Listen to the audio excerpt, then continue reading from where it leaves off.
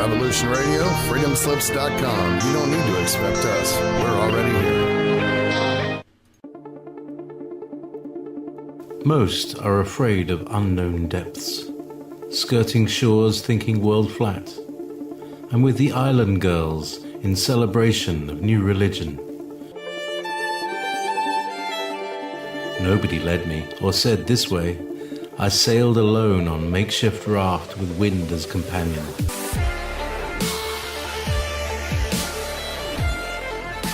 Fate for deliverance, confidence enough to assess new disposition. Seekers of lost paradise may seem fools to those who never sought the other worlds. Welcome to Momentary Zen with Zen Garcia. Visit www.fallenangels.tv. You're listening to Revolution Radio.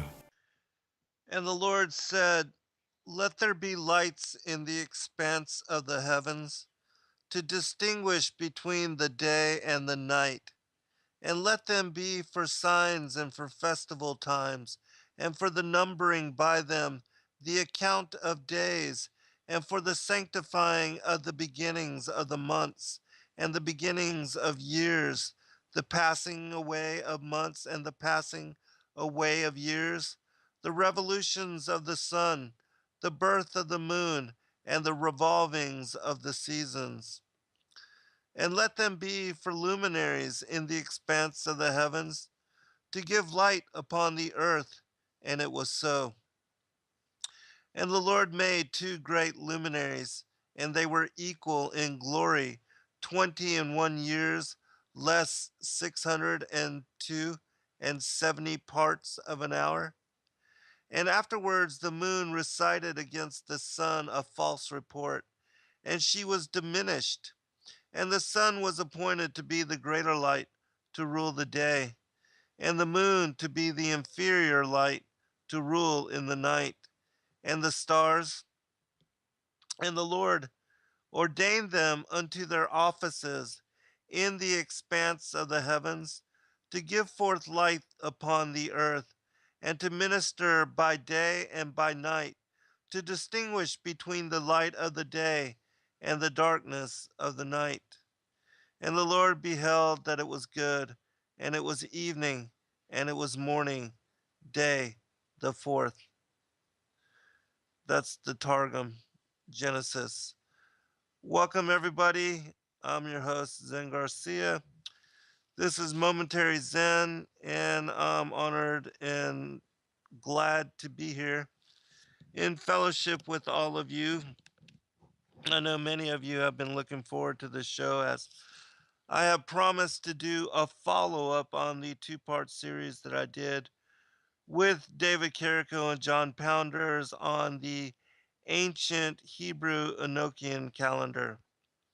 And tonight on this show, I'm going to explain how it is that I came to the calculations that I did in making that particular calendar, as well as how you, in looking at and examining it, because I know many of you have purchased it, um, how you can utilize it to keep up with the Chodesh, which Chodesh is the Hebrew word for the time of the new moon, and how you can use such determination for maintaining adherence to the following 4 sabbatical weeks and the Sabbaths on the 7th day of these 4 sabbatical weeks.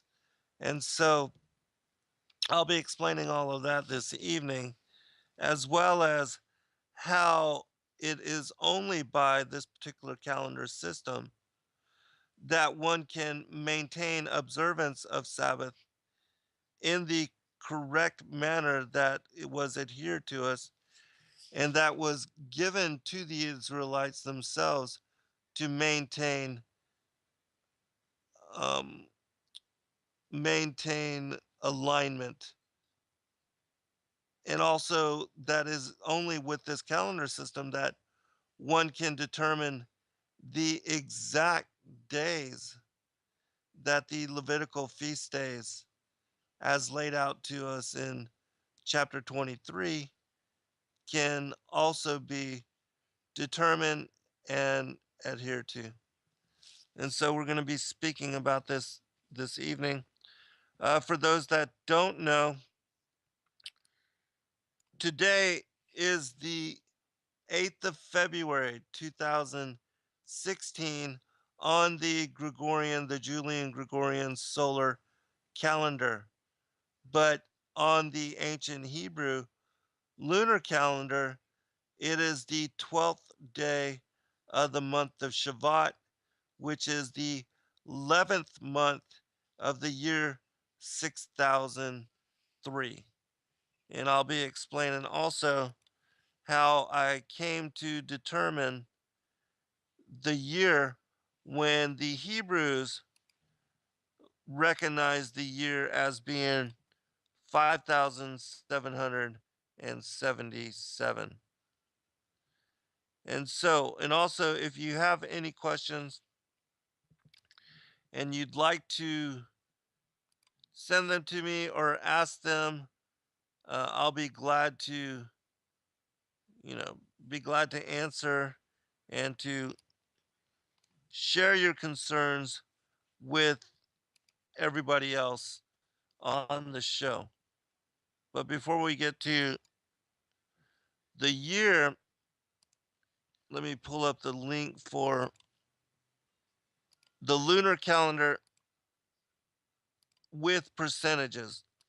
That's all you have to look up. And you'll find that there are several, but, and I look at all of them when determining, and some of them are slightly different. But the one that I use to determine the fractional percentages of the moon is the United States Navy, and it's military data for the moon fraction. And I'll share this with you in the chat room for those that have access. And if not, you can just look up its fraction of the moon illuminated, and it's usno.navy.mil. And you'll be able to, on that page, you can select pulling out the lunar calendar with the fraction, and it gives you two different options. You can select it for determination at midnight, which, even though we recognize that as the beginning of the day, um, it is not the beginning of the day according to the ancient Hebrew calendar. The beginning of the day actually begins with dawn. And as Christ said, there are 12 hours of day and then, 12 hours a night, and that comprise a full day. But anyways, I click on the noon to pull up um, the fractions of the moon as they are aligned to noontime, because it will be in the evening that we actually see and are able to observe the moon in its glory and the percentages. And so it's better to calculate from noon rather than midnight so that you can be as precise as possible. And it also gives you the option to set the time zone for where you are in world. And because I am in Athens, Georgia, on the east coast of the United States of America, I use the Eastern Standard Time. And then you can also put in the year 2017. You click the compute table, and then it will bring you the 12 every month and every day of the year, and it will calculate the percentages of the moon as it is waxing to full and also waning back to lunar conjunction. And it's in looking at these percentages that you can then determine when Chodesh occurs. Because Chodesh always follows the dark phase of moon when it is 0% full.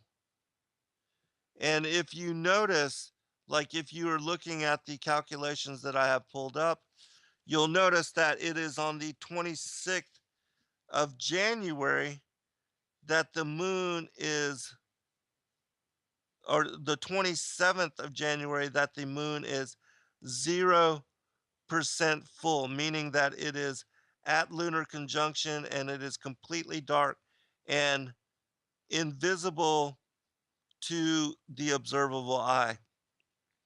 And then on the calendar that I created, you will recognize that it is on the 28th of January that I have determined Chodesh to occur. And that is for the month of Tibet. And so because the the 28th of January 2016 on the calendar, and those of you that have the calendar, if you will pull it out, you'll be able to follow along with what I'm saying and with how I'm explaining this. You will recognize that on the 27th of January, that is the 30th Tibet. That is the 10th month of the year 6003, and it is the lunar conjunction, the day of translation. And then the 28th of January on my calendar, it says the first day and new moon of Shavat. The year is 6003, the month 11.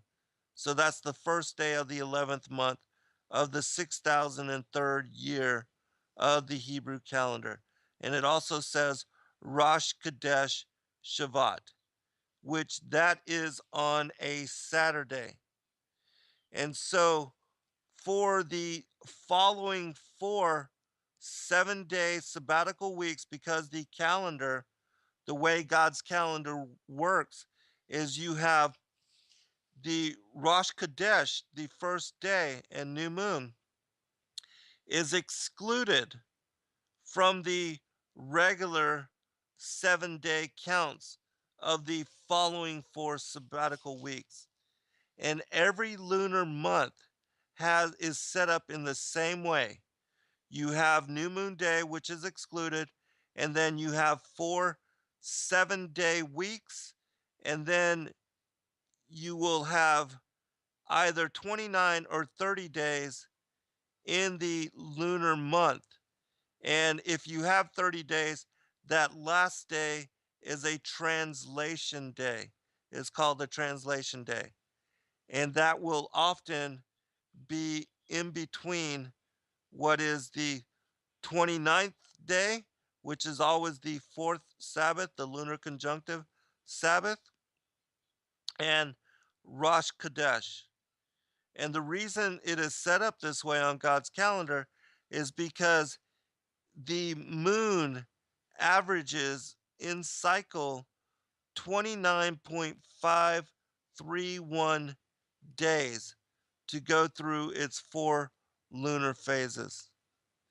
And so it is just it's slightly above an exact 29 and a half day, which if it were 29.5 days exactly, it would alternate exactly 29 days 1 month, 30 days the next, and back and forth, and vice versa. But because it averages 29.531 days, and I'm rounding up, the fraction actually breaks out more. I think it's like 29.5307 something something something. So I'm rounding up to 0.531. But, anyways, because it averages slightly above 29 and a half days, it will you will sometimes have two 30-day months back to back, or two 29-day months back to back to term, all depending on how the phases of the moon unfold for that particular month. But again, if you look at the military calendar, the US Navy, the translation and the percentages of all of the days, the phases of the moon, you will see that it is on the 27th again of January, and also on the 26th of February, and the 27th of March, that the moon reaches 0.00% for lunar conjunction.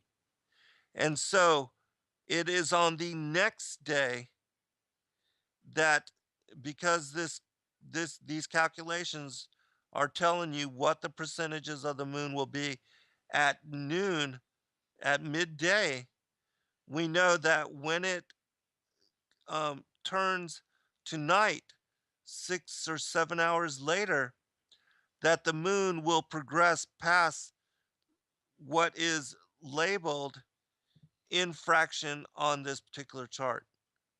And so, and I know this is complicated, especially if you're not looking at the chart that I'm looking at, but when I post this video and on the archive, I will put these links into the description box so you'll know exactly what to pull up, so you can look at exactly what I am looking at to help you make this determination. And this is, the most difficult part of it. When I go into the explanation of how to utilize the calendar, it will be much more simple.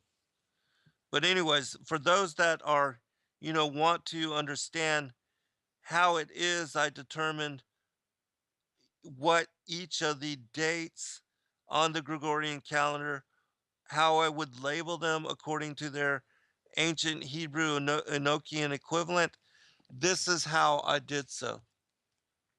And so I'm going to explain really quick um, how you can determine, because again, you can calculate wherever you are on the plane of the earth according to time zone, and set the calculations to be for noon, so that when it turns evening, 6, 7 hours later, the moon will have progressed past the fraction that is cited on this particular chart. And so again, in January, on the 27th of January, the moon reaches 0.00% at noon, lunar conjunction. So we know it will be later that evening that it will start to become visible. Now, on the 28th of January at noon, it is 0.01% full, which means that it is barely a slight sliver. It is becoming what is called the young moon. And so 6 hours later, it will progress to somewhere near 0.02%, meaning that it has reached waxing crescent. It will be a thin sliver, and reaching a waxing crescent, which when you look up the word for Chodesh in the Strongs, it comes from the verb Kadash, which means to renew or to become full. And so that's what the moon is doing on the 28th of January. And so that is the first day of the month of Tibet. Okay, so let me look again. Actually, the month of Shavat, sorry. The Kadesh for Tibet was, I believe, the 29th of December, something like that. Um, all right, so I'm going to do just 2 more months to help you understand this, and then we'll move into some of the other aspects of the calendar. All right, so going to February, the moon reaches 0.00% on the 26th of February at noontime. And so on the 27th of February at noon, it is listed as reaching 0.01%. And so it will be in that evening that the moon reaches past this. It will be 0.02%, and meaning that it will become visible as a very thin sliver, a waxing crescent moon. And so again, it is on the 27th of February that we have the first day and the new moon day, the first of Adar, Adar, which is the last month of the Hebrew calendar, as long as there is not a 13th month, which I will explain that here in a short bit. And so on the 27th of February, on the calendar, as you'll see it, it lists New Moon Day, the first of Adar. The month is the 12th month, the year 6003. And this is Rosh Chodesh Adar. And then for February 28th, that's the second of Adar. The same thing, 12, 6003. And then when you go to the very next, because Rosh Chodesh, the February 27th, that is a Monday. The following 7-day Sabbath will also fall on Monday and be aligned to Monday. And so on the 6th of February, that is the 8th of Adar, the first quarter, and it aligns with the first quarter Sabbath moon. On the 13th of February, that is the 15th of Adar, and that is the second, the full moon Sabbath.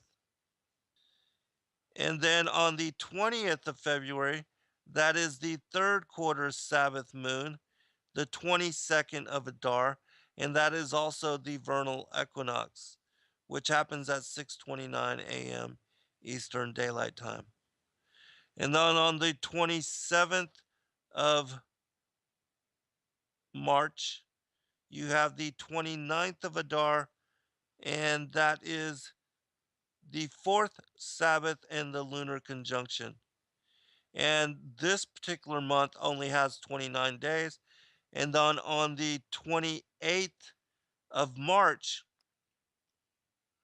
you have the new moon day, which is the first of Nisan, or the month of Abib, and that is the first month and the new year, 6004, Rosh Chodesh Nisan. And so if you are looking at your calendar, you'll see how all that lines up. All right, so let me explain the fractions one more time. It is on the 27th of March, that noontime, that the moon reaches 0.00%. And then on the 28th of March, the moon at noontime will reach 0.00%. And by the next day at noon, the moon will reach 0.04%.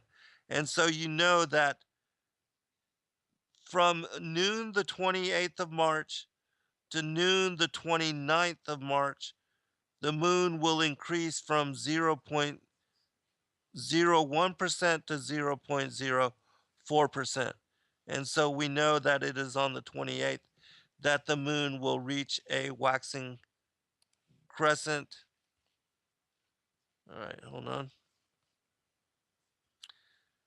Yes, I'll explain that next. All right, there's a question in the chat room as to how was I determined that the year was 6003 instead of 5777.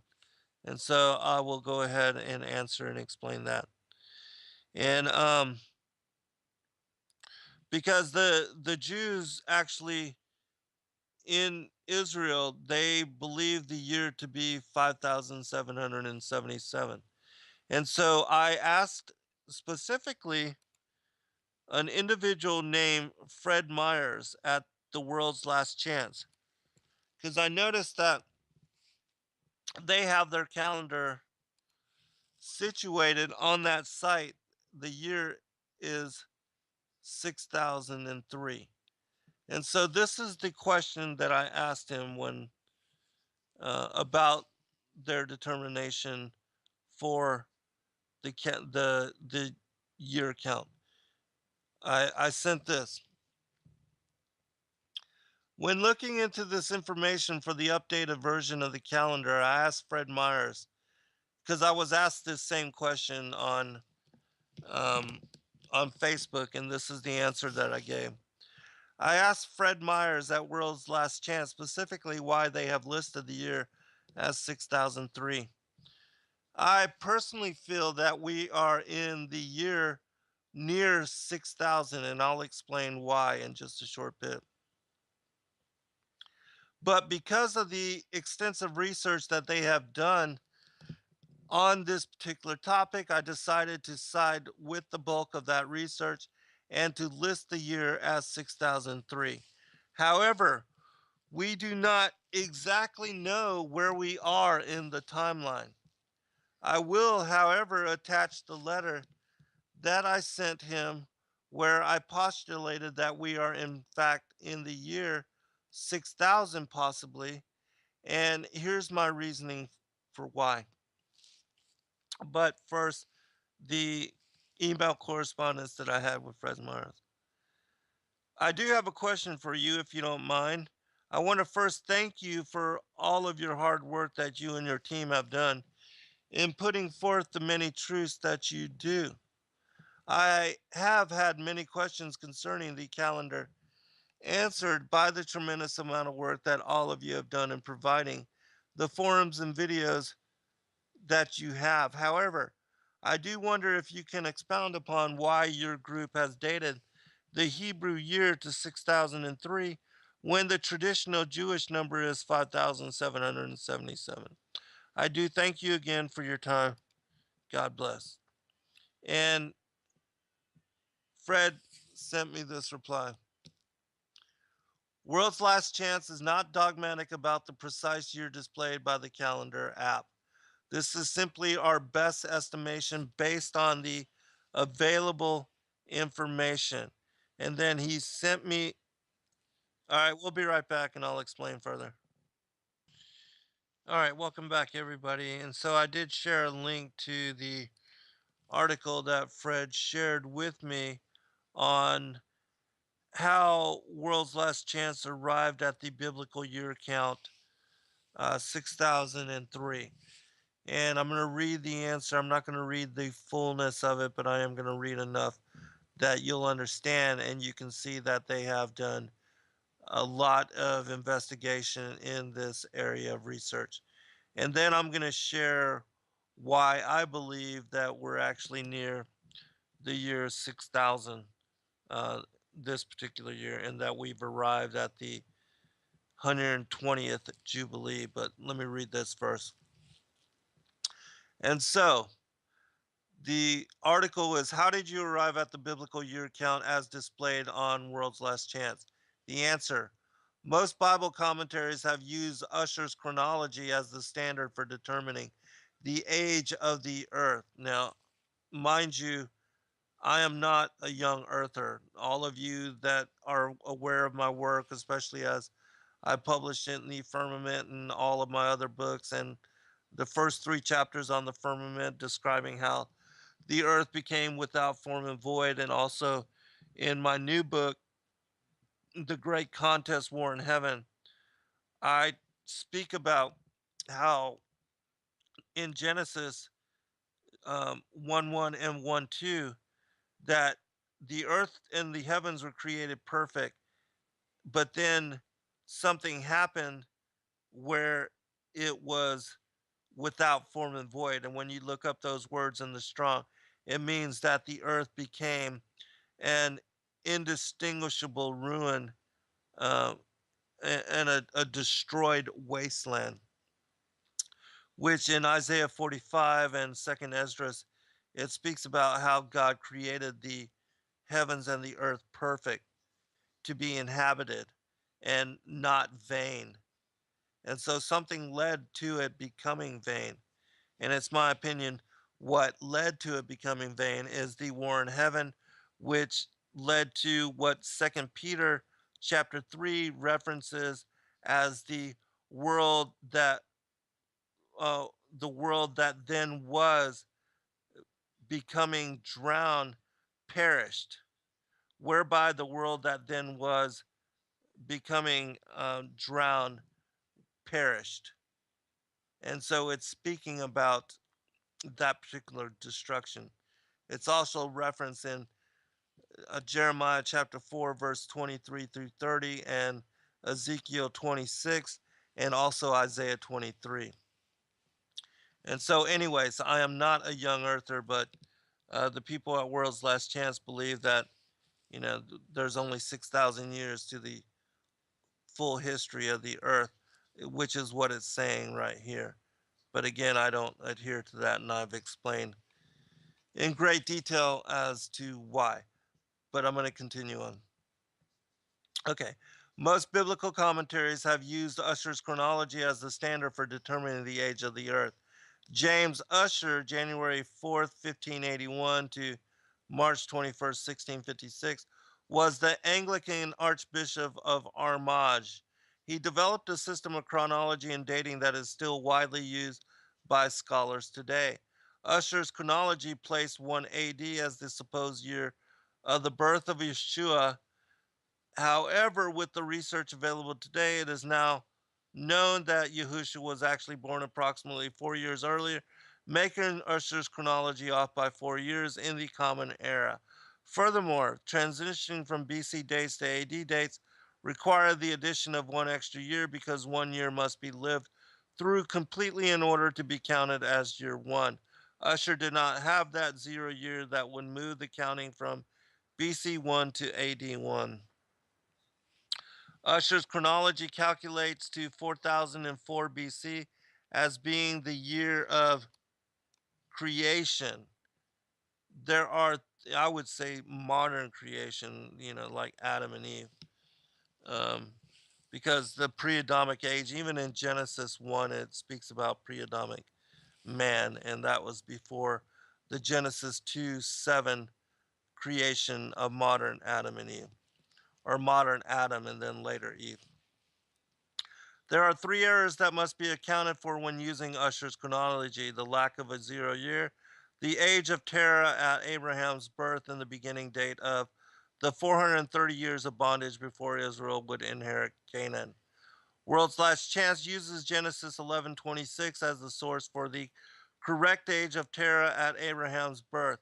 While many have assumed that the children of Israel spent 430 years in Egypt itself, the actual beginning of this time period started when Yahuwah and Abraham entered into a covenant relationship. See Genesis 17. Abraham was circumcised at that time as a sign of the covenant. The timing of the years of bondage beginning then is confirmed by the book of Jasher, which is referred to twice in Scripture. All right, I'm not going to read the rest of it. You can read it for yourself. I have posted the link in the chat room, and I will also include it in the description of this particular video when it is released to the archive.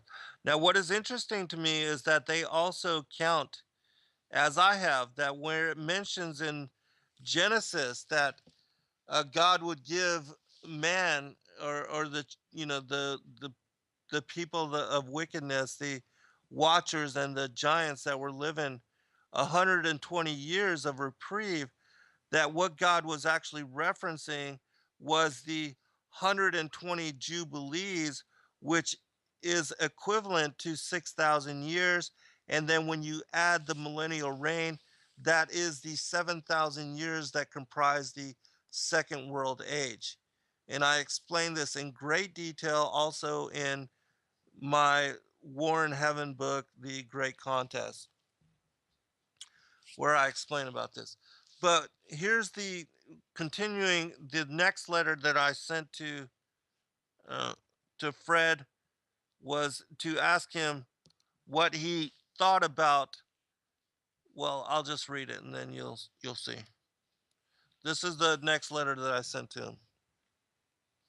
I said, "Hey brother, I just wanted to thank you for the quick reply and for taking the time to share this article with me. Likewise, I do believe that we are somewhere near the end of that and that we are the fig tree generation, which will see the prophetic fulfillment of all things. One last thing for consideration. I thought that because the roots of Israel's recreation are connected to the Balfour Declaration of 1917 and their annexing of Jerusalem in 1967 and 68, and also because the Revelation 12 sign of the woman clothed in the sun with the child in her womb and moon beneath her feet with the crown of 12 stars as astronomical alignment plays out on September 23rd of 2017 near the Feast of Trumpets, that perhaps we are in a Jubilee year and that this would be the final Jubilee of the 120 put forth by Yahuwah in Genesis when speaking to Noah. Your thoughts? Question. And if this is correct, would that not put us on an exact 6,000 year timeline for this particular year? And if that is the case, and looking at the timeline that you have proposed, is there any tweaking which would indicate it as such? Once again, I appreciate you and thank you for your consideration and time. God bless. And so and if you don't understand what I'm speaking about in specific, it was in 1917 that the Balfour Declaration was signed, which gave the Jews the right to return to the Holy Land.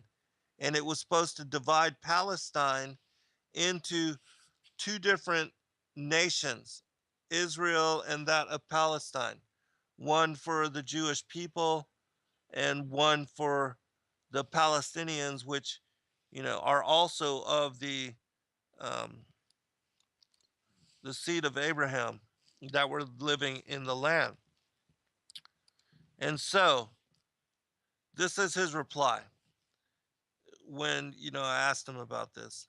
Oh, and then the other thing with in 1967 and 68, if you make those calculations, 1917, add 50 years, you get to 1967.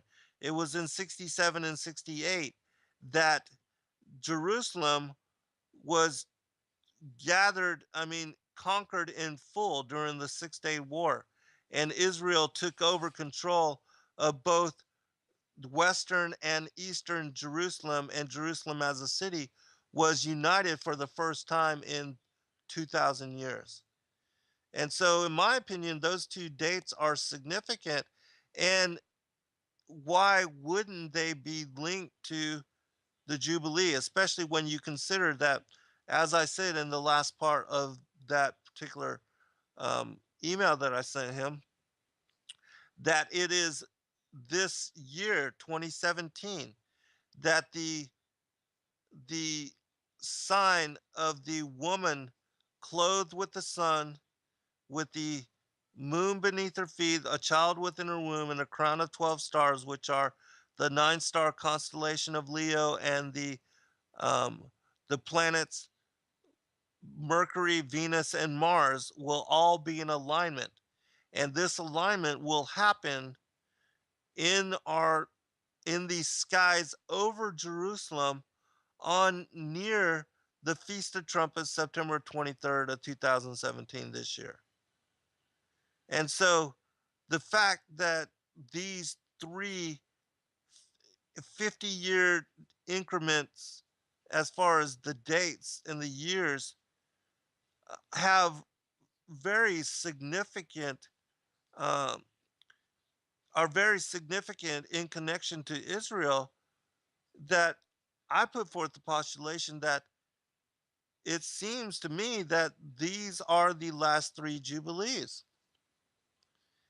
because these very critical and crucial events seem to indicate so. Now, of course, there's no way for us to determine specifically that this is the case, but you know how God likes to emphasize and to enhance and to show as above, so below, that events that happen on the earth will oftentimes be highlighted within the heavens, that there will be signs in the sun, moon, the earth, and the stars, all related to specific events.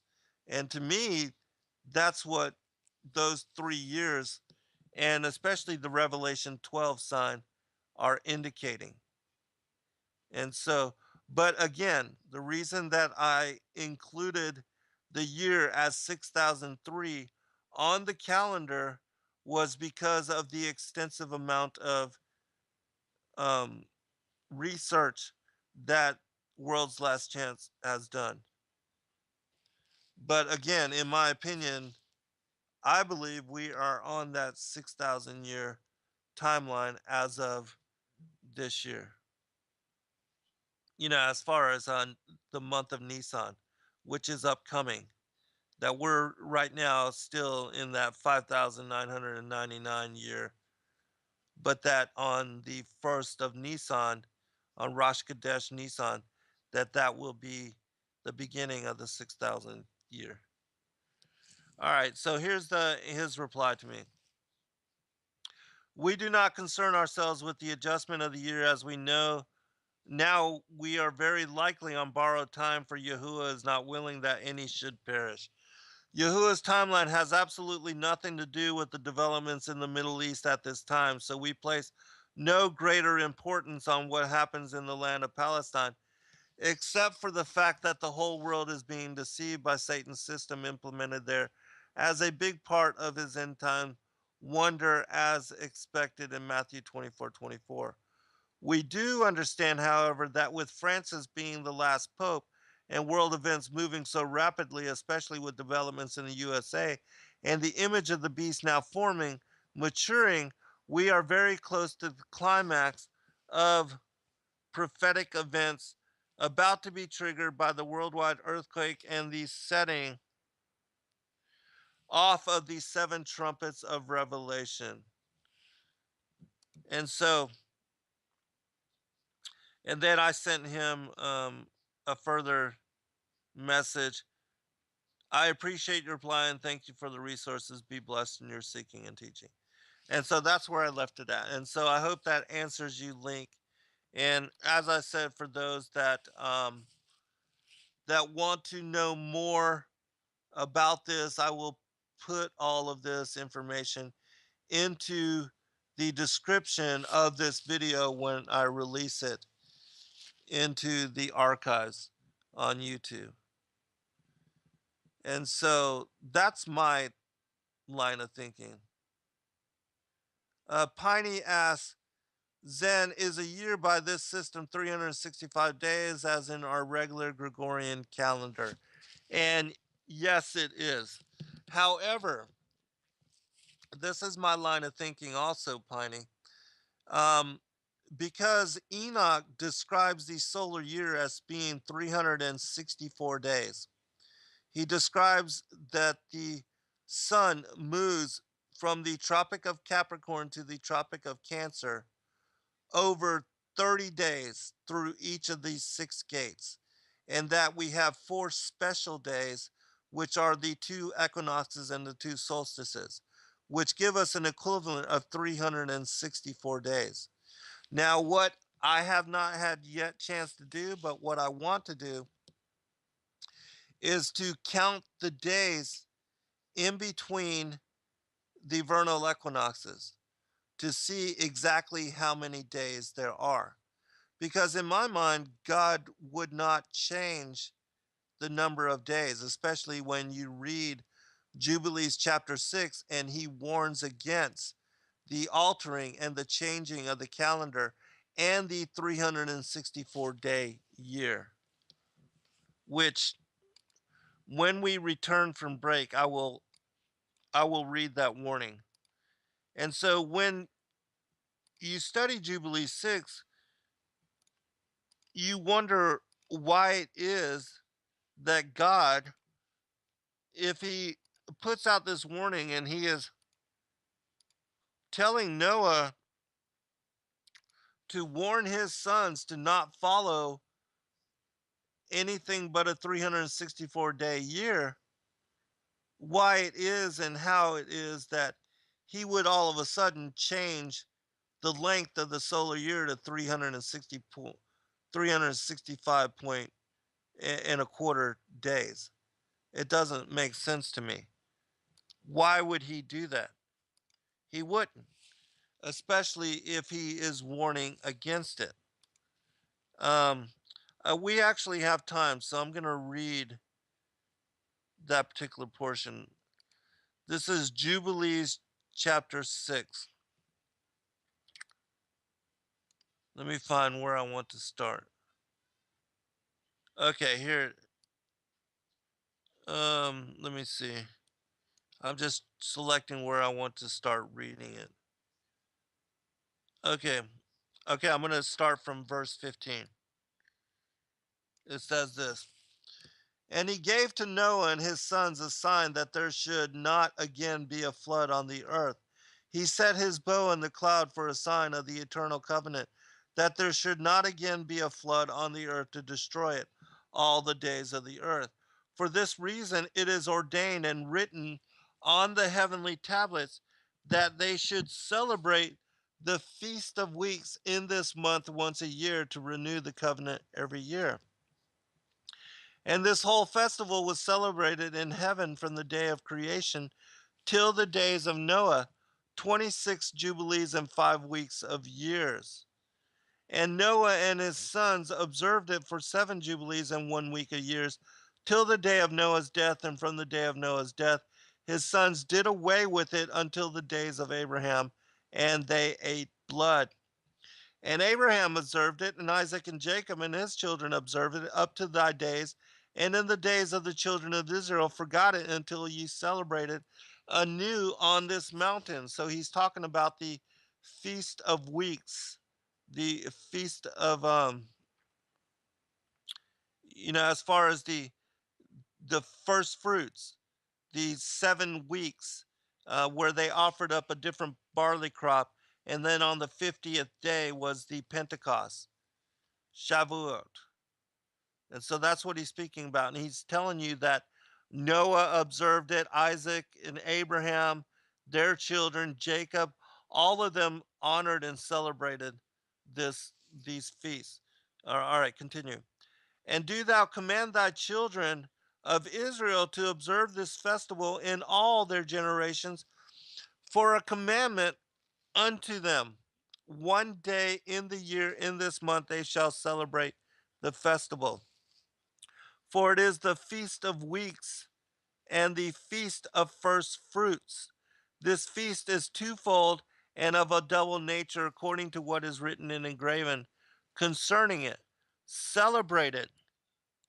For I have written in the book of the first law, in that which I have written for thee, that thou shouldst celebrate it in its season, one day in the year. And as I explained to thee, its sacrifices that the children of Israel should remember and should celebrate it throughout their generations in this month, one day in every year. All right, we'll be right back and then I'll finish up.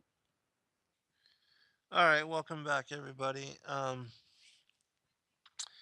I do want to touch upon the rest of Jubilee 6, as I do believe this is very critical and it's important. And again, it makes me hesitate to believe that Yahuwah would change the year count, and which makes me want to look closely at the as far as how many days um, are in between the vernal equinoxes to see if there are 364 days or 365, which again, it just does not make sense to me that God would change the number, the movements of the sun to so that there would be an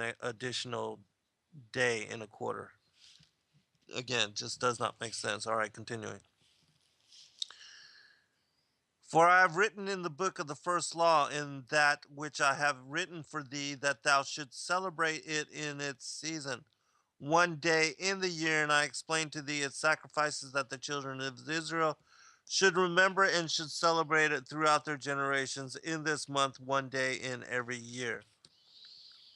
And on the new moon of the first month, and on the new moon of the fourth month, and on the new moon of the seventh month, and on the new moon of the 10th month, are the days of remembrance, are the days of the seasons in the four divisions of the year.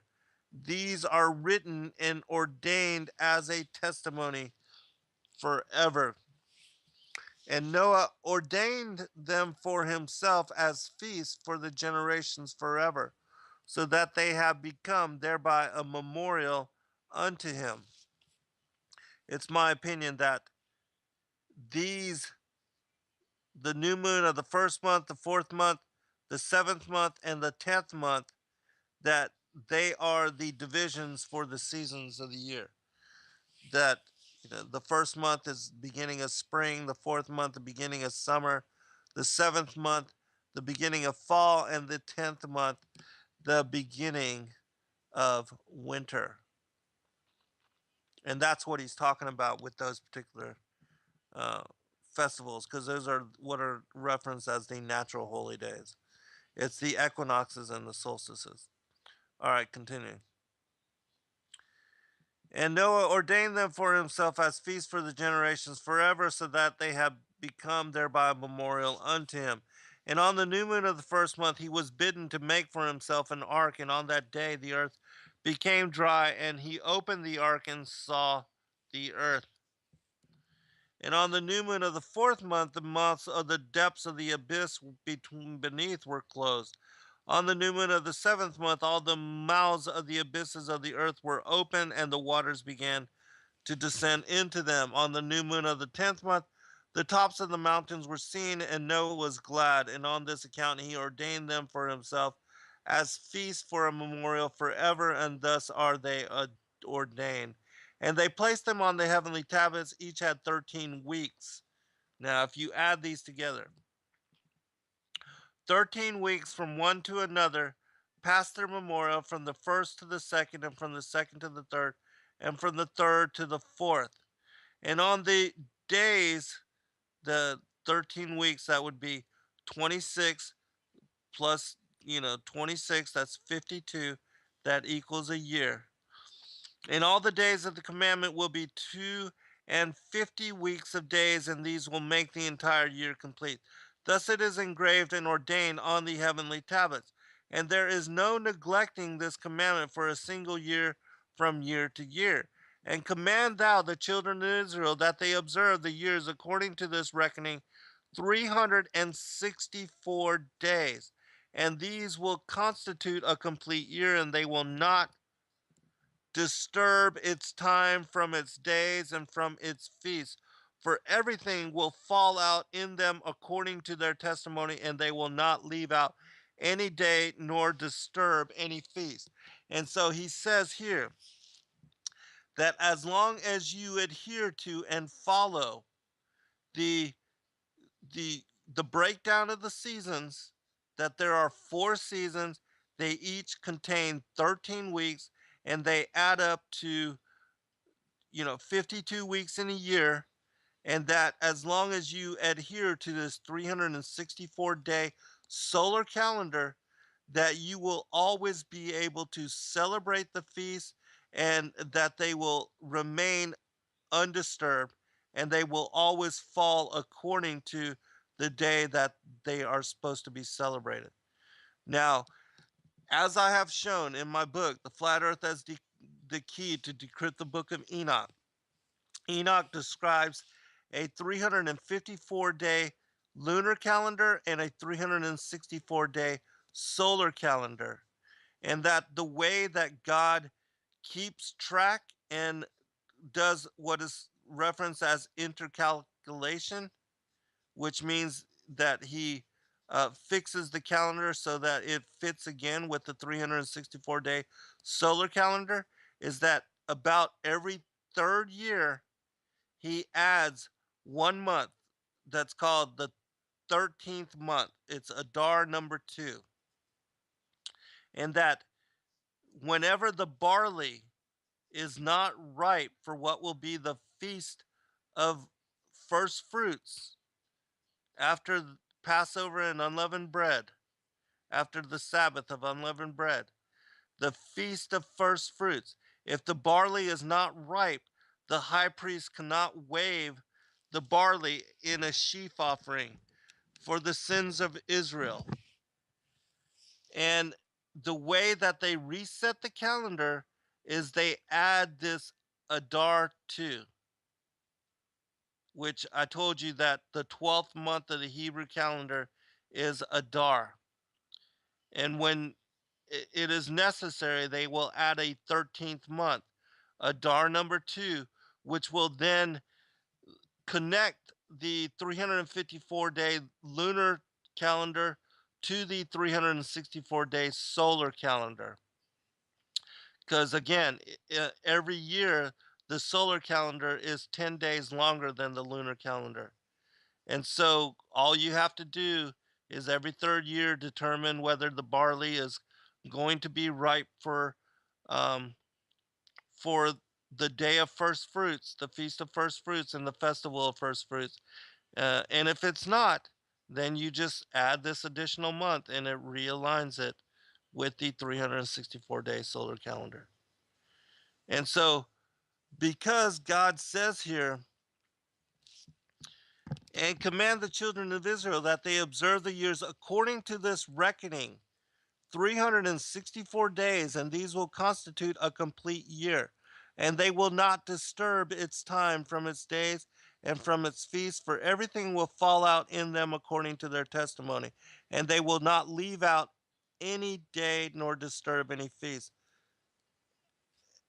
And if that's, I mean, if that 364-day calendar is absolutely correct, why would God make the sun all of a sudden, uh, a 365-day year, 365 day and a quarter year? Doesn't make sense to me. And I won't believe it until I calculate it and determine it for myself. Because in my mind, we um, probably are still in a 364-day year, and we're just being, led astray as we are with the world cosmology. All right, I'm going to continue reading because the rest of this is important as well. But if they do neglect and do not observe them according to his commandment, then they will disturb all their seasons, and the years will be dislodged from this order, and they will disturb the seasons, and the years will be dislodged, and they will neglect their ordinances. So he's telling you, if you don't follow my 364-day year calendar, solar calendar, you will then lose the order of the seasons and the years will become dislodged from this order. And so, why would God change the movement of the sun to 365 day and a quarter year? Doesn't make sense. All right, continuing. And all the children of Israel will forget and will not find the path of the years, and will forget the new moons and seasons and Sabbaths, and they will go wrong as to all the order of the years. Is this not what happened when they instituted a Julian Gregorian solar calendar, which has 1 month of 28 days, several months of 31 days, several months of 30 days, and there's no congruency with the days of the months and the lunar phases as observed in the cycle of the moon. And that's where we are now. The world is following a pagan calendar, and because of that, they make no exclusion for the new moon.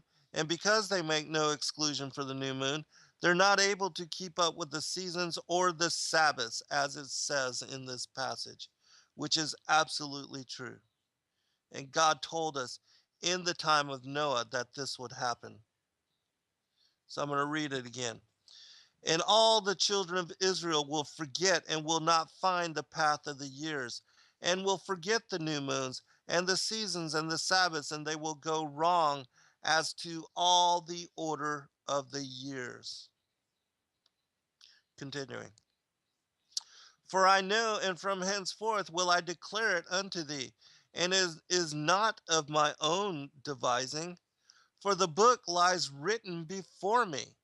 So here Noah is telling you he's reading this from the heavenly tablets, that this is going to happen and that this is prophesied to happen.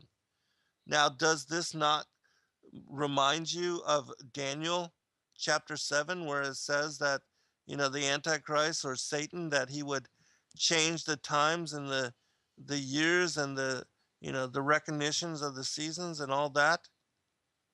I don't have the passage right before me, but uh, I'll look it up here in a short bit. Again, for I know, and from henceforth will I declare it unto thee, and it is not my own devising. For the book lies written before me, and on the heavenly tablets the divisions of the days is ordained, lest they forget the feasts of the covenant and walk according to the feasts of the Gentiles after their error and after their ignorance. Now, what are the feasts of the Gentiles? Easter, Christmas, Halloween, Lent, Good Friday. All those are, you know, paganized Christian holidays that have been bastardized. That are, those are idolatrous holidays, not God's holy days. The feasts of the covenant. What is the covenant? Read Leviticus chapter 23, where he ordained and he mandated Passover, unleavened bread, first fruits, Shavuot, tabernacles, um, trumpets, the Day of Atonement, Yom Teruah, Yom Kippur. Those are the feasts of the covenant. All right, continue. For there will be those who will assuredly make observations of the moon, how it disturbs the seasons and comes in from year to year, 10 days too soon. So this is what Enoch was talking about also. Again, the lunar calendar is a 354-day calendar. It is 10 days short of the 364-day solar calendar, which is why you have to add that 13th month, Adar 2, every third year or so. All right, continuing, because I know we're quickly run out of time. For this reason, the years will come upon them when they will disturb the order and make an abominable day, the day of testimony. You know what that abominable day is? Well, it depends on who you are. If you are the Jews and you celebrate Sabbath from Friday at sundown to Saturday at sundown, well, then that's your abominable day. If you're the Seventh day Adventist and you celebrate Sabbath on Saturday, that's your abominable day. If you're a mainstream Christian and you celebrate Sabbath on Sunday, that's your abominable day. Because the set every 7 day Sabbath, according to the Gregorian calendar, that is wrong. You cannot determine Sabbath according to a continuous cycle of every 7 days. Sabbath is aligned to and determined by the new moon day as the first day of the lunar month. And then you have the following 4 7-day weeks, which there was a question here, and I guess I should answer it as well. The question is this from Isaac Trevino. He asks, I like all your great research, Dan. Thank you. I do have a question after the last day of the lunar month, which is usually a Sabbath. How does it work when the next lunar month starts with a new moon Sabbath? Does that mean we're celebrating 2 Sabbath days in a row from that last day of the lunar month to the next? All right. And this is why I changed it in this calendar. In last year's calendar, I had the new moon as considered being the first day and also the first Sabbath of the lunar month. But the new moon day, even though some people and some calendar systems do consider it as Sabbath, it is slightly different from Sabbath. It's not as rigid, um, and it is also given slightly more honor. The new moon days are called a holy convocation, but they are slightly different from Sabbath. And so in this calendar, I have separated it in the new version in this year's calendar. I have separated new moon day at Chodesh and have not counted it as the first Sabbath of the lunar month. And so, but when, and for those that do, yes, there would be 5 Sabbaths in the month. And yes, they are often side by side, meaning that um, the lunar conjunctive, the fourth, well, it would be the fifth Sabbath, and the new moon Sabbath can often be side by side, back to back. Or there will be the translation day in between them. But again, I changed that determination in this calendar so that it wouldn't cause confusion in that way. And so now when you look at the calendar, you'll see that as I have laid it out, and I'll explain this from the month of February, that it was on January 28th that was the first day in the new moon of Shavat, Rosh Chodesh Shavat. And that on the 8th of Shavat, which is the fourth Saturday, February 4th, that is the first quarter Sabbath moon. On the 11th of February, which is all the Sabbaths in February fall on Saturday. On the 11th of February, that is the 15th of Shabbat, which is the full moon Sabbath. And when I say Shavat, the month is SH apostrophe VAT. Shavat. That's the Hebrew month. That's the 11th month. On the 18th of February, that will be the 22nd of Shavat.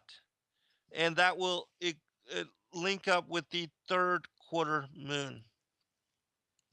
On the 25th of February, that is the 29th of Shavat, and that is the fourth quarter, the lunar conjunctive Sabbath. And then you have the 30th of Shavat on the 26th of February. And then on the 27th of February, you have Rosh Chodesh Adar, the new moon and first of Adar, which is the beginning of the 12th month of the year 6003. Okay? All right, so let me go back to reading this Jubilees.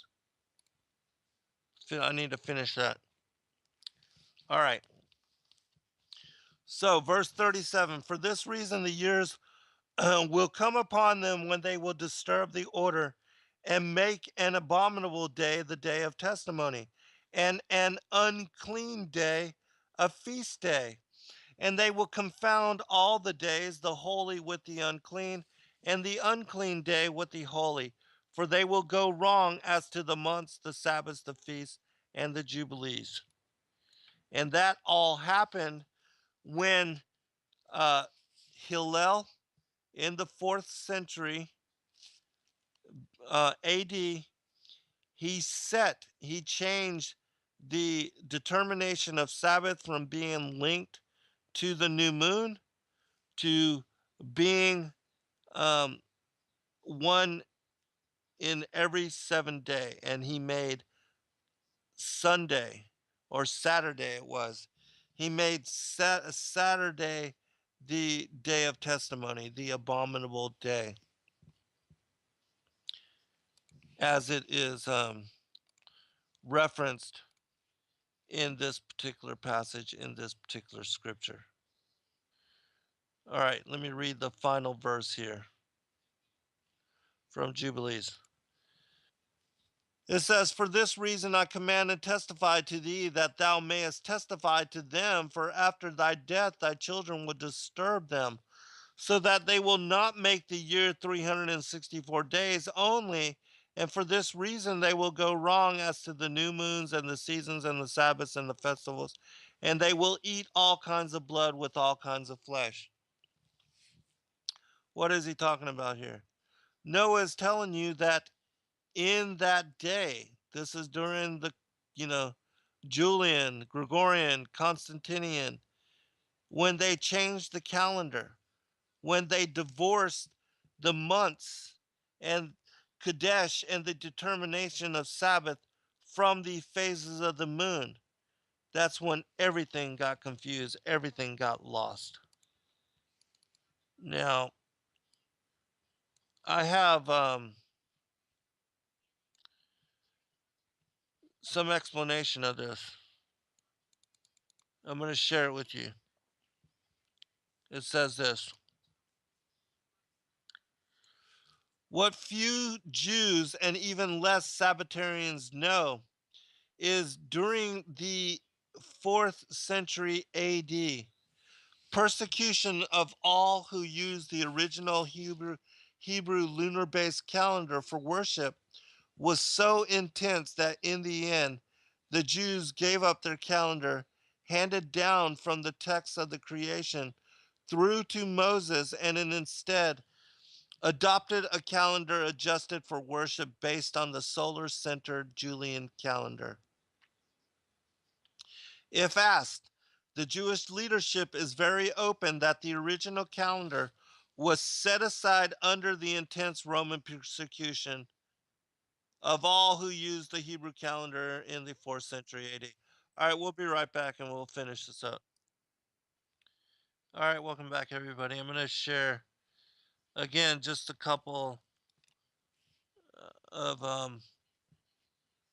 these are quotes from my book, The Flat Earth as Key to Decrypt the Book of Enoch, and it will help you to understand when the changes were made as far as the Julian calendar, which was instituted in the 1st century. But the Jewish people fought against it for a very long time until the 4th century of AD, when Hillel the second uh, basically gave up. And so I'll read that. All right, it's continuing. If asked, the Jewish leadership is very open that their original calendar was set aside under the intense Roman persecution of all who used the Hebrew calendar in the 4th century AD. Quote, under the reign of Constantius, 337 to 362 BC, the persecution of the Jews reached such a height that the computation of the calendar was forbidden under pain of severe punishment. And so you can see that it was, during this time, Constantius, that the calendar was changed by Hillel. But let me continue reading. The new moon is still, and the Sabbath originally was dependent upon the lunar cycle. Originally, the new moon was celebrated in the same way as the Sabbath. Gradually, it became less important while the Sabbath became more and more a day of religion and humanity, of religious meditation and instruction, of peace and delight of the soul. This is found in the Universal Jewish Encyclopedia, page 410, under the heading Holidays. A few more quotes for you. With the development of the importance of the Sabbath as a day of consecration and the emphasis laid upon the significant number 7, the week became more and more divorced from its lunar connection. This is also from the Universal Jewish Encyclopedia, um, under the title Week on page 482. All right, a few more. It is easy to see how such a tradition could be useful to justify changing the calendar due to the extreme persecution facing all who worship by the lunar based Hebrew calendar. Using his authority as president of the Sanhedrin, it is assumed that Hillel II tied the annual feast to the spring equinox. Next, he adjusted the weekly seventh day Sabbath to the Julian seventh day Saturday. This freed the Jews from the condemnation of the law since they no longer knew when the true Sabbath occurred. Thus, they justified their use of the pagan calendar. And so, this is a passage from my book. Here, it says, true Sabbath is aligned to Chodesh and can only be determined by its occurrence.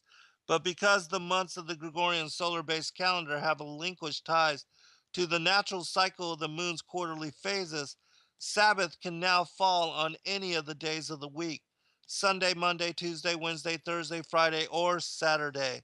And since most of the people alive today follow the Gregorian solar calendar, do not pay attention to the phases of the moon, and do not understand how God's calendar divides the lunar months of the year, they do not, as a consequence, know when to celebrate Sabbath, since they never actually know when it occurs. All right. And that's why I made this new calendar, which I'll read that too. To better enable you as a reader capacity to grasp what I've been alluding to over the last few paragraphs, one can analyze the idiosyncrasies of this system to this calendar that I created.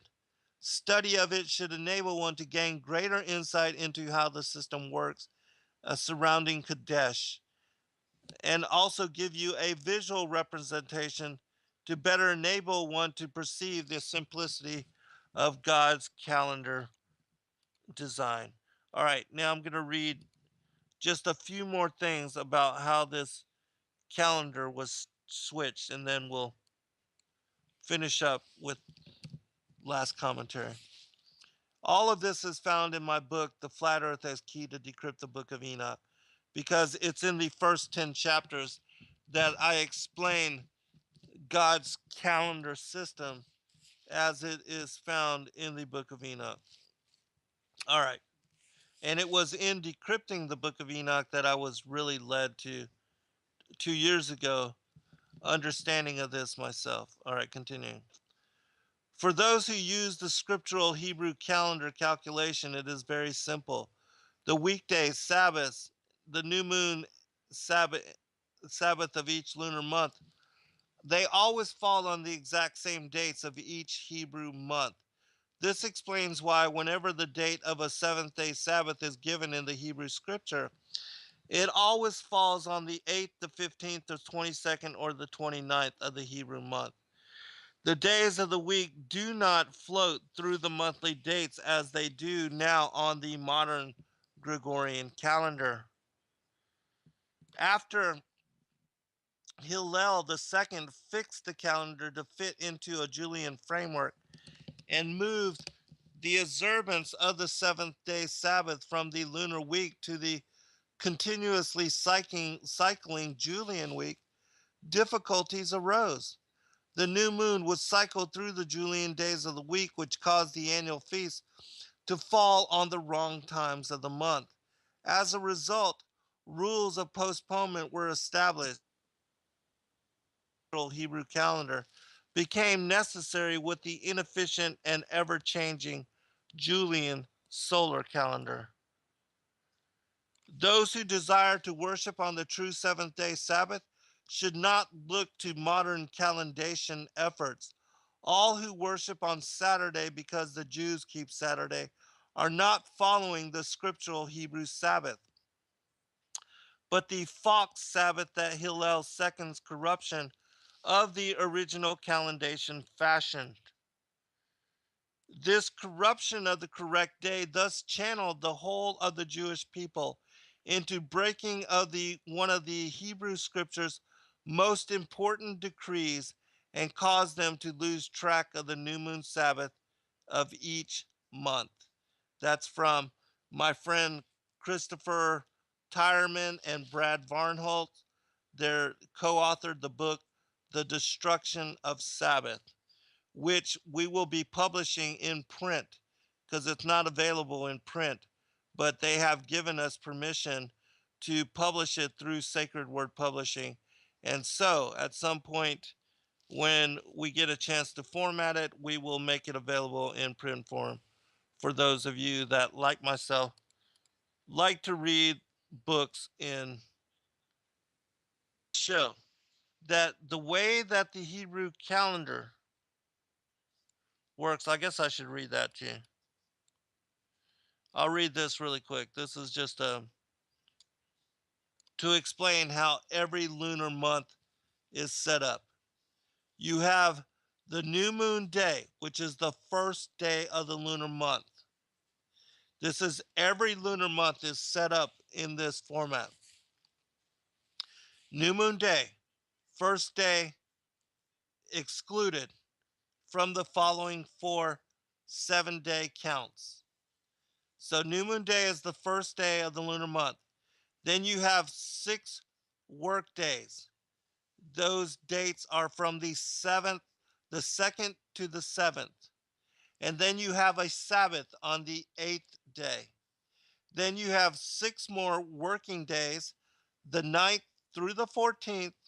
And then you have Sabbath on the 15th, the full moon Sabbath.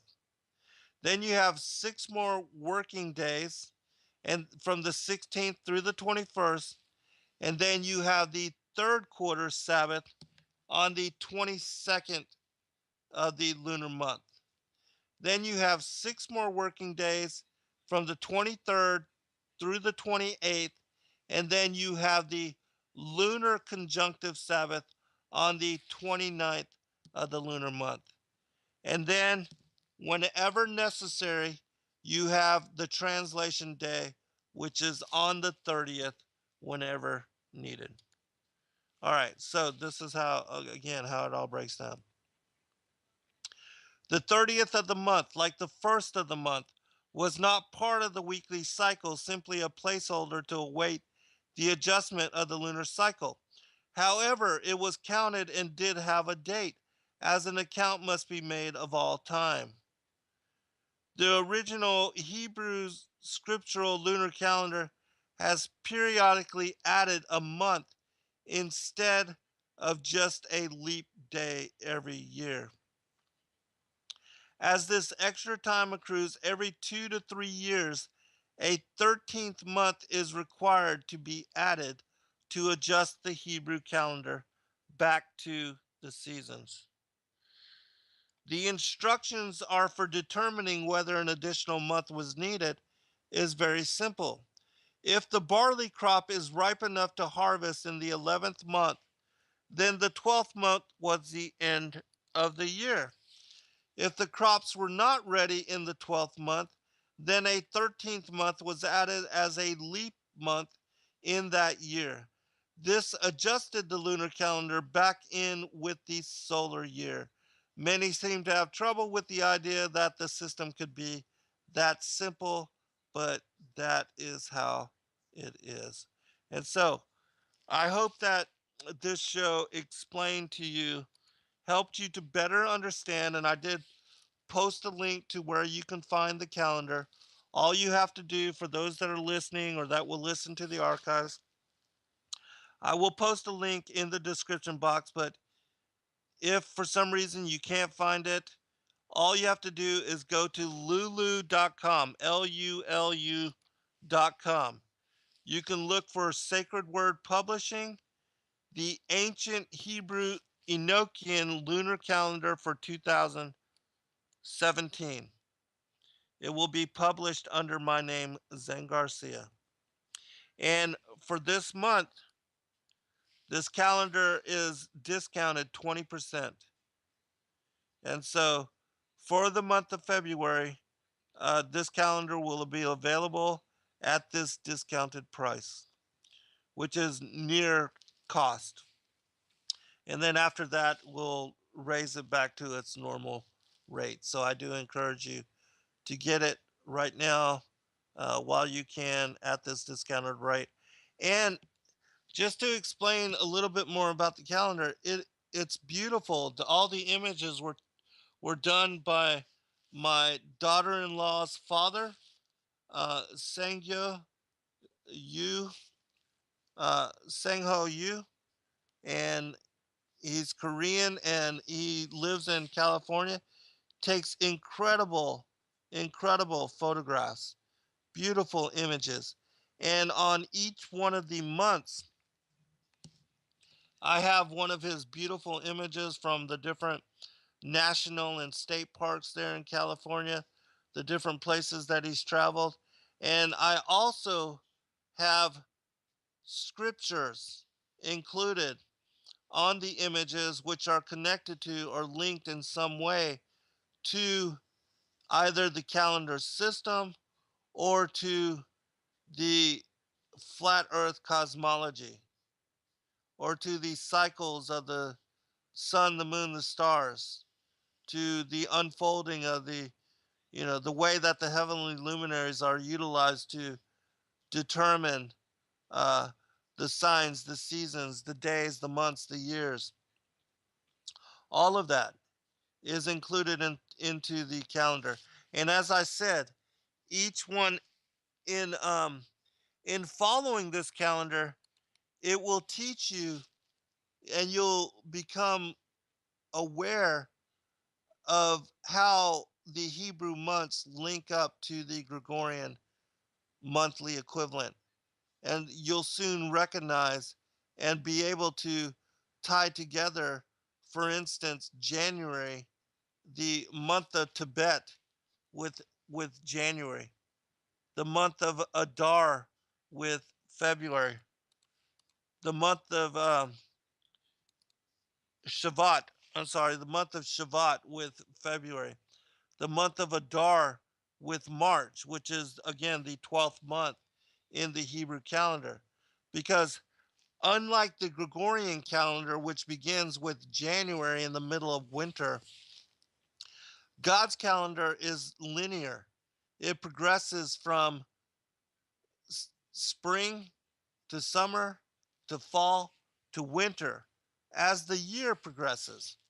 We shouldn't follow a calendar which starts in the middle of winter. That's ridiculous and it's completely pagan. It's idolatrous.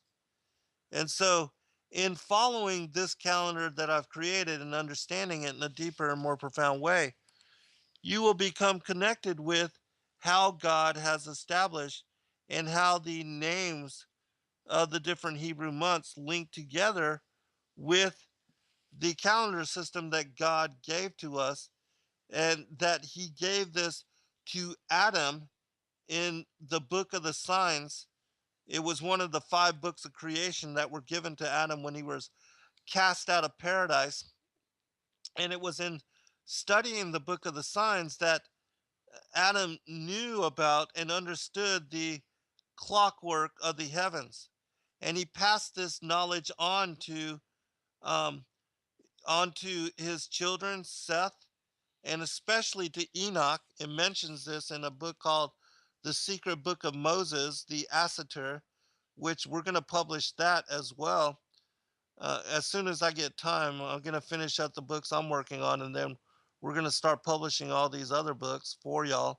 But, anyways, in my Flat Earth as Key to Decrypt the Book of Enoch, I quote from the Secret Book of Moses about how Adam gave over this knowledge to Enoch, how Enoch passed it on to Noah, and then Noah passed it on to his son Shem, who passed it on to Abraham, and then Abraham passed it on to Isaac, and Isaac passed it on to Jacob. And then, according to the book of Jubilees, it was the sons of Jacob that lost their way, and then the calendar system got corrupted. And so from that time, it was lost until it was restored to Moses. And during the Exodus, and I show and affirm this when you listen to the two shows that I did with John and David Carrico over there on Now You See TV, you learn and you understand that it was during the Exodus that the Enochian calendar system was restored to the Israelites. And that um, it is only by understanding how the ancient Hebrew calendar system is set up and works that you can really understand the story of Exodus, the story of the deliverance of the quail, the hidden manna, all of those things. And also um, Yeshua's death, crucifixion, um, his resurrection, because all of those things are also tied and connected to the Levitical feast days. He was the Passover lamb, the lamb without spot or blemish, which was crucified, killed, in order to give us a forgiveness of sins. He was entombed on, you know, before the Sabbath of unleavened bread, the Feast of Unleavened Bread, in the early mornings before dawn. And how I explained that Sabbath is celebrated from dawn to dusk. All of these things are also affirmed and shared in the shows that David Carrico and I and John Pounders and I did on the ancient Enochian Hebrew calendar. And so I will post this up as a follow-up for those shows to help you to understand better what we are talking about in those two particular shows.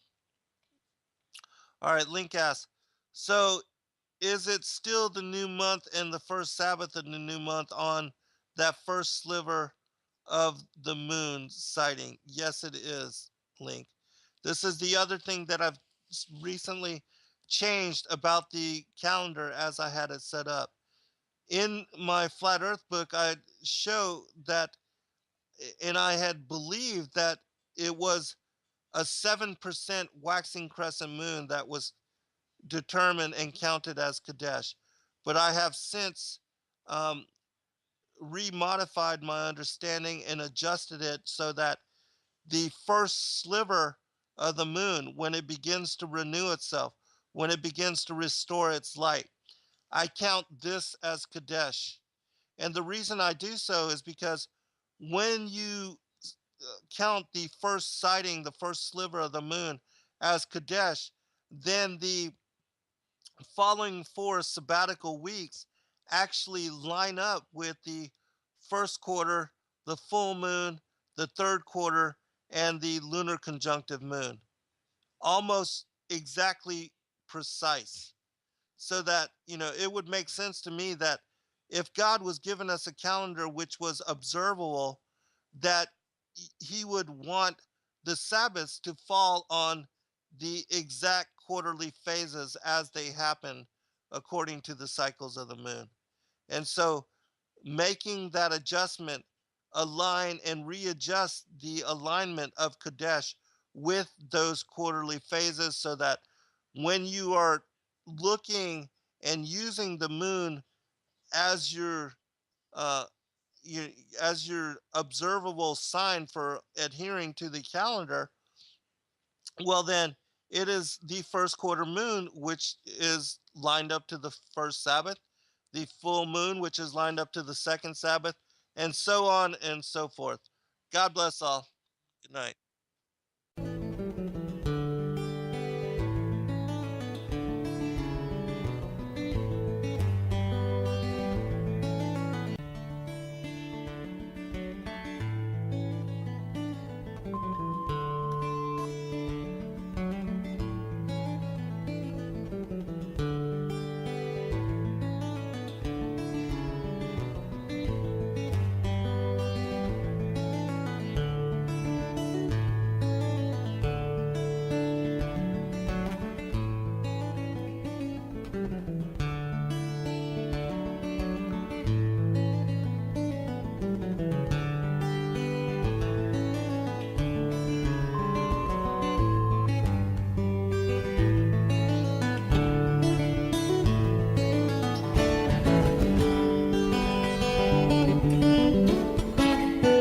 You're listening to Revolution Radio at freedomslips.com, and we'll be right back after this message.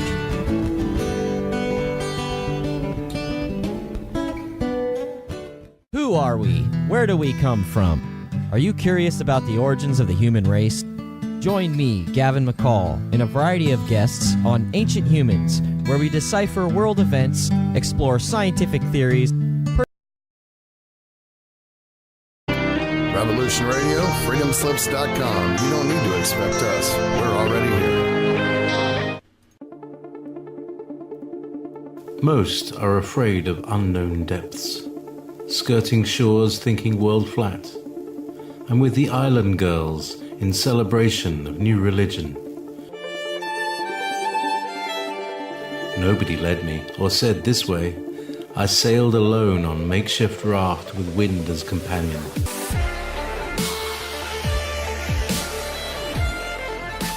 Fate for deliverance, confidence enough to assess new disposition. Seekers of lost paradise may seem fools to those who never sought the other worlds. Welcome to Momentary Zen with Zen Garcia. Visit www.fallenangels.tv. You're listening to Revolution Radio. And the Lord said, "Let there be lights in the expanse of the heavens to distinguish between the day and the night, and let them be for signs and for festival times, and for the numbering by them the account of days, and for the sanctifying of the beginnings of the months, and the beginnings of years, the passing away of months and the passing away of years, the revolutions of the sun, the birth of the moon, and the revolvings of the seasons. And let them be for luminaries in the expanse of the heavens, to give light upon the earth. And it was so. And the Lord made two great luminaries, and they were equal in glory, 21 years, less 602 and 70 parts of an hour. And afterwards the moon recited against the sun a false report, and she was diminished. And the sun was appointed to be the greater light, to rule the day, and the moon to be the inferior light, to rule in the night, and the stars. And the Lord ordained them unto their offices in the expanse of the heavens, to give forth light upon the earth, and to minister by day and by night, to distinguish between the light of the day and the darkness of the night. And the Lord beheld that it was good, and it was don't know. Today is the 8th of February, 2016, on the Julian Gregorian Solar Calendar. But on the ancient Hebrew Lunar Calendar, it is the 12th day of the month of Shavat, which is the 11th month of the year 6003. And I'll be explaining also how I came to determine the year when the Hebrews recognized the year as being 5,777. And also, if you have any questions and you'd like to send them to me or ask them, I'll be glad to, be glad to answer and to share your concerns with everybody else on the show. But before we get to the year, let me pull up the link for the lunar calendar with percentages. That's all you have to look up. And you'll find that there are several, but, and I look at all of them when determining, and some of them are slightly different. But the one that I use to determine the fractional percentages of the moon is the United States Navy, and it's the military data for the moon fraction.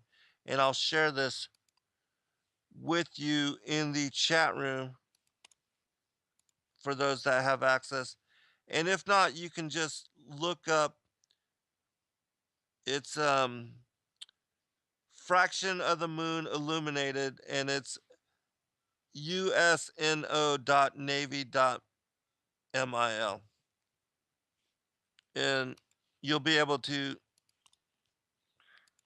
on that page, you can select pulling up the lunar calendar with the fraction, and it gives you two different options. You can select it for determination at midnight, which, even though we recognize that as the beginning of the day, um, it is not the beginning of the day according to the ancient Hebrew calendar. The beginning of the day actually begins with dawn.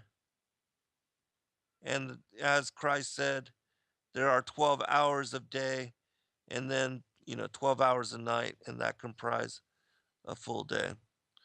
But anyways, I click on the noon to pull up um, the fractions of the moon as they are aligned to noontime, because it will be in the evening that we actually see and are able to observe the moon in its glory and the percentages. And so it's better to calculate from noon rather than midnight so that you can be as precise as possible. And it also gives you the option to set the time zone for where you are in world. And because I am in Athens, Georgia, on the east coast of the United States of America, I use the Eastern Standard Time.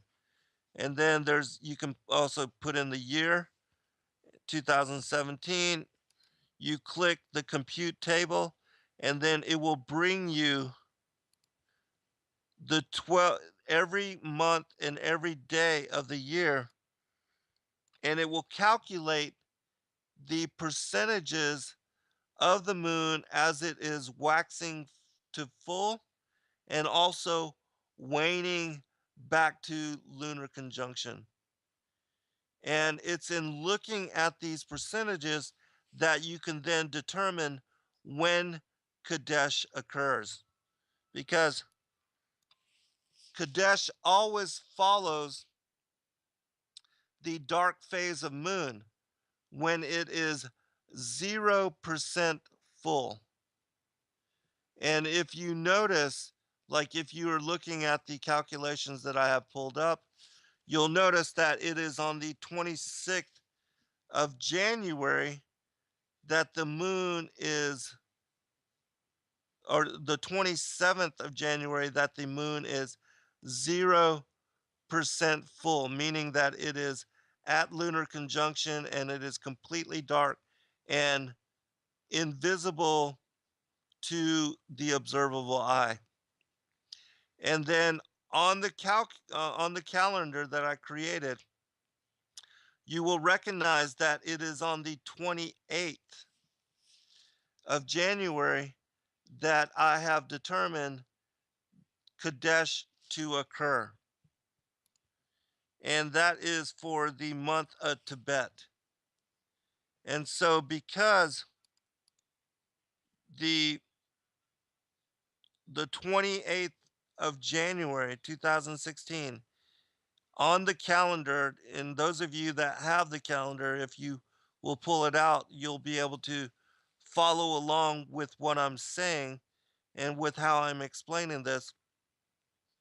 You will recognize that on the 27th of January, that is the 30th Tibet. That is the 10th month of the year 6003, and it is the lunar conjunction, the day of translation. And then the 28th of January on my calendar, it says the first day and new moon of Shavat. The year is 6003, the month 11. So that's the first day of the 11th month of the 6003rd year of the Hebrew calendar. And it also says Rosh Chodesh Shavat, which that is on a Saturday. And so for the following 4 7-day sabbatical weeks, because the calendar, the way God's calendar works, is you have the Rosh Chodesh, the first day and new moon, is excluded from the regular 7-day counts of the following 4 sabbatical weeks. And every lunar month is set up in the same way. You have new moon day, which is excluded, and then you have 4 7-day weeks, and then you will have either 29 or 30 days in the evening, and it was morning day, the 4th. That's the Targum Genesis. Welcome, everybody. I'm your host, Zen Garcia. This is Momentary Zen, and I'm honored and glad to be here in fellowship with all of you. I know many of you have been looking forward to this show, as I have promised to do a follow-up on the 2-part series that I did with David Carrico and John Pounders on the Ancient Hebrew Enochian Calendar. And tonight on this show, I'm going to explain how it is that I came to the calculations that I did in making that particular calendar, as well as how you, in looking at and examining it, because I know many of you have purchased it, how you can utilize it to keep up with the Chodesh, which Chodesh is the Hebrew word for the time of the new moon, and how you can use such determination for maintaining adherence to the following 4 sabbatical weeks and the Sabbaths on the 7th day of these 4 sabbatical weeks. And so I'll be explaining all of that this evening, as well as how it is only by this particular calendar system that one can maintain observance of Sabbath in the correct manner that it was adhered to us and that was given to the Israelites themselves to um, maintain alignment. And also, that is only with this calendar system that one can determine the exact days that the Levitical feast days, as laid out to us in chapter 23, can also be determined and adhered to. And so we're going to be speaking about this evening. For those that